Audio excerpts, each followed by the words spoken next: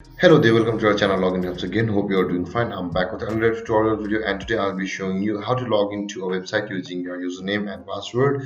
And now without further ado, let's dive right into the video. But before that, don't forget to like, subscribe and hit that bell icon for more videos. Okay, and now you need to know one thing before you directly log into your website. That is, you must first know how is the website made and how the programmer or the code has been written for the admin panel access of the website.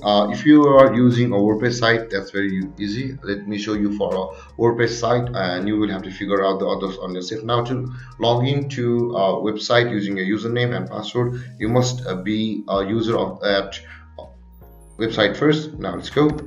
Let's search for this, and this tutorialguru.net is my website. Now if I want to log into that website, I must include the dash backslash and wp-admin over here, and when I hit enter, it will take me to the login page of that website. And you can see I can use my username and password over here to sign into the website. And then guys, this is how you sign into a website using your username and password.